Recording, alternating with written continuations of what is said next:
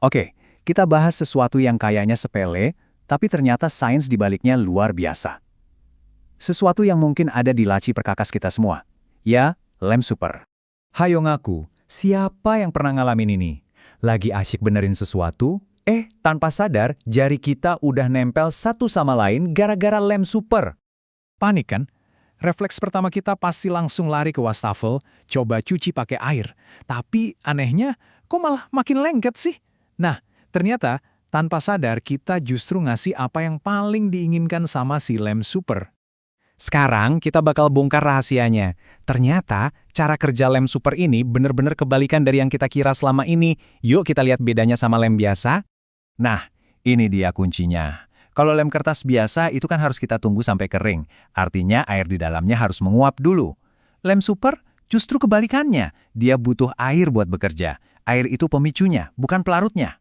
Jadi, begini prosesnya. Begitu lem super kena sedikit aja air, bahkan cuma kelembaban tipis di udara atau di kulit kita, langsung deh terjadi reaksi kimia berantai. Cairannya mengeras dalam hitungan detik dan membentuk ikatan yang super kuat.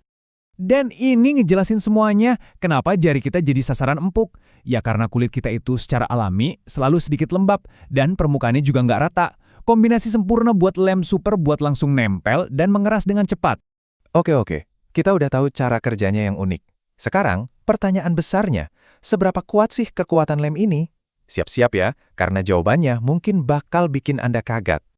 Selamat datang di Adu Kekuatan Perekat Terhebat.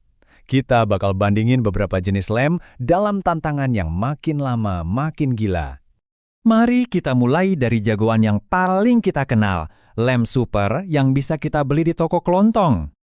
Jangan diremehin loh, kalau dipakai di permukaan yang pas kayak baja kasar gitu, cuma butuh 1 tetes lem ini buat nahan beban setara 3 orang dewasa. Kuat banget kan? 3 orang itu udah impresif banget. Tapi kira-kira alam punya jagoan yang lebih kuat nggak ya? Oh, tentu saja ada. Kenali nih, kontestan kedua kita, perekat alami yang dibuat sama bakteri super kecil di sungai. Mereka pakai lem ini buat nempel di batu biar nggak kebawa arus. Dan ini gila banget. Perekat dari bakteri ini setetes aja bisa nahan beban seberat 1 ekor sapi dewasa. Itu kekuatannya berkali-kali lipat dari lem super biasa. Ngangkat sapi pakai setetes lem udah kedengeran mustahil. Tapi percaya deh, pertarungan ini belum selesai. Masih ada sang juara sejati yang menanti. Dan inilah dia, sang jawara. Lem super kelas industri yang dipakai buat ngerakit barang-barang canggih dari alat elektronik sampai motor listrik. Rahasianya ada di kandungan mineral yang bikin lem ini nggak gampang robek. Dalam sebuah percobaan buat mecahin rekor dunia, beberapa tetes Delo Monopox ini berhasil ngangkat sebuah truk. Total beratnya setara dengan 4 gajah Asia dewasa. Dan lem itu bisa nahan beban segitu selama 1 jam penuh. Luar biasa. Coba kita lihat lagi perbandingannya biar lebih kebayang. Kita mulai dari kekuatan yang bisa nahan 3 orang, loncat ke 1 sapi, dan puncaknya 4 ekor gajah. Peningkatan kekuatannya benar-benar nggak main-main. Nah, setelah lihat kekuatan dahsyat kayak gitu, mungkin muncul pertanyaan yang agak aneh di kepala kita. Bisa nggak ya kekuatan ini dipakai buat sesuatu yang lebih lembut? Misalnya buat urusan medis. Ini pertanyaan yang wajar banget sih. Kalau lem ini bisa nyatuin baja, masa sih nggak bisa dipakai buat nutup luka kecil, gantiin plester atau jahitan? Jawabannya, jangan pernah. Ini penting banget ya. Jangan sekali-kali coba pakai lem super biasa buat luka.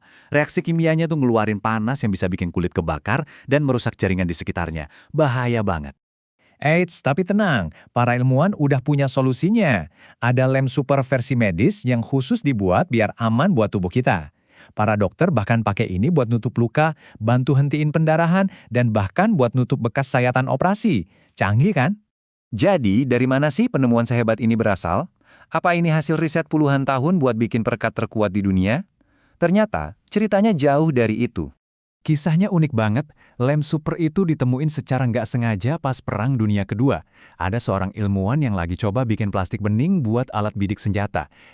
Salah satu formula eksperimennya malah jadi cairan super lengket yang dia anggap sebagai produk gagal. Dan ini jadi bahan renungan yang menarik buat kita. Cerita lem super ini ngajarin kita kalau kadang sesuatu yang kita anggap kegagalan, kalau dilihat dari sudut pandang lain, bisa jadi awal dari penemuan yang mengubah dunia. Pertanyaannya, Kira-kira kesalahan apa lagi ya di luar sana yang sebenarnya adalah penemuan besar yang belum terungkap ya?